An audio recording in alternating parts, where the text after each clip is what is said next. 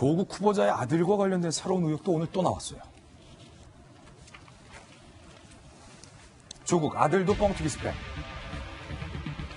조국 후보자의 아들 조 씨가 서울시에서 운영하는 청년참여위원회에 고3 때 지원을 한 바 있습니다. 그런데 1차 서류에서 탈락했어요. 그런데 10일 지난 뒤에 2차 추가 모집이 진행됐는데 그때 당시 조용히 진행이 돼서 4명밖에 응시를 안 했다는 거예요. 그중에 1명은 면접에 불참해서 결국 3명만 면접을 봤는데 조국 후보자의 아들을 포함한 3명이 추가적으로 합격한 사실이 확인됐어요.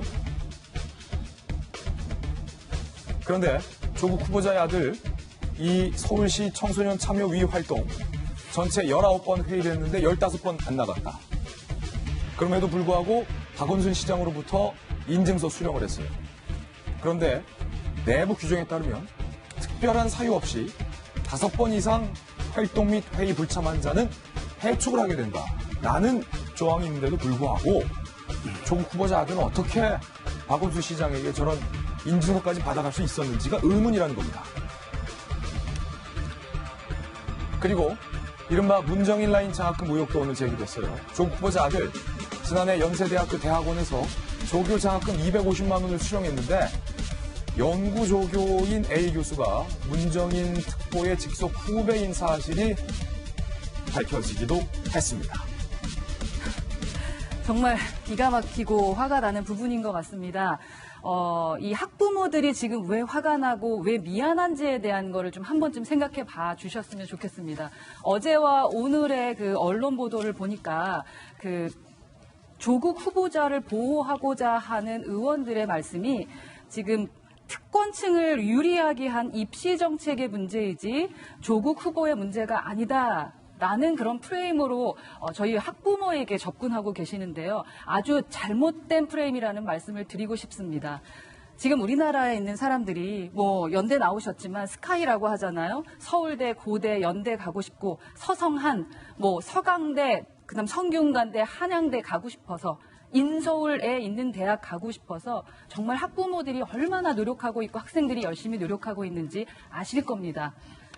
입시 정책이 잘못된 거 저희는 모르겠습니까? 저희도 우리 아이들 좀 제발 내버려 뒀으면 좋겠다라는 말 합니다. 하지만 우선은 대학을 보내야 되니까. 그래서 열심히 하고 있는 학부모들에게 그러면 당신들도 꼼수를 부리지 그랬습니까? 라는 질문으로밖에 들리지 않는 것 같습니다. 이제는 따님, 딸을 비롯해서 이제 아들까지 스카이, 우리가 정말 우리 아이들을 보내고 싶었던, 이제는 정말 보내야 하나라는 생각까지 드는 그 스카이에 모두 연루되어 있다고 생각하니까 아마 오늘 또 학부모들 땅 치고 한 번 더 울지 않을까 하는 생각이 듭니다. 김혜인 박사님, 네. 조국 후보자의 아들과 딸은 가는 곳마다 다 장학금을 받았고요. 그 조국 후보자가 과거 했던 얘기가 있잖아요. 이런 장학금은 경제적으로 어려운 사람들에게 돌려주는 것이 맞다라고 얘기를 했지만 조국 후보자 가족에 대한 경제력이 저는 제가 개인적으로 상상했던 것보다 상당하다라는 것들을 최근에 되게 알게 됐습니다. 근데 어떻게 가는 곳마다 이런 장학금을 받았니 참 의문스러운 생각이 들고요. 대학원에 처음 입학하게 됐을 때 조교 장학금을 받았다는 겁니다. 조교 장학금 한 200만 원이 조금 넘는 장학금인데요. 대학원에서 이런 장학금 받아가면서 정말 성실하게 교수님이 시키는 모든 일들에 대한 굉장히 심부름을 비롯한 여러 가지 일들을 하는 게 대한민국 조교의 현실이고요. 그리고 조교들이 겪고 있는 어려움들 알게 된다면은 과연 조국 후보자의 아들이 저 연세대학교 첫 학기에서 장학금을 받고 조교로 활동하면서 다른 조교들과 똑같이 활동했는지 의문이 아닐 수 없고요.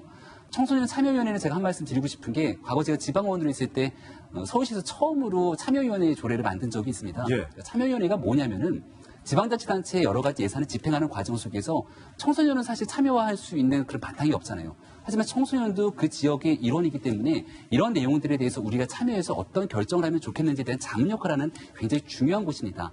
청소년들이 자기가 가지고 있는 학업에 대한 시간을 빼서 여기에 대해서 정말 나름대로 성실히 활동하게 되는 내용들을 바탕으로 서울시에 기여하고자 하는 그런 자부심을 가지고 모였을 것이고요.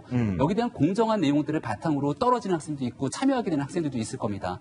근데 첫 번째에서 탈락하고 난 뒤에 추가 모집에 들어갔다는 것도 석연치 않은데 제대로 된 활동을 하기 위한 운영 규정이 있습니다만은 그 규정에 대한 정당한 출석하지 않았는데도 불구하고 여기에 대한 수료 인증을 받았다라고 하는 것은 열심히 참여했던 학생들, 그리고 서울시 청소년 참여위원회 지원에다 떨어졌던 학생들과 그 학부모들이 바라보기에 박원순 서울시장과 조국 후보자를 바라보면서 어떤 기분을 가지게 될지 찹찹한 마음이 드는 대목입니다. 예. 조국 후보자가 과거에 썼던 글이 오늘도 조국 후보자에게 돌아오고 있습니다. 이른바 조국이 조국에게.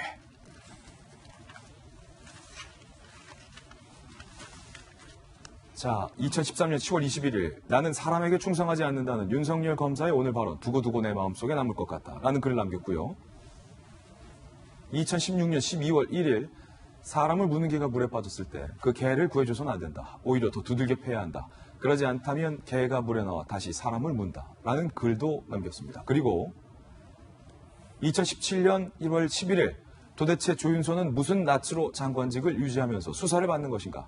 우병우도 민정수석 자리에서 내려와 수사를 받았다. 지금까지 조국이 조국에게였습니다. 자, 조국 후보와 관련된 여러 가지 이야기들 살펴드렸습니다.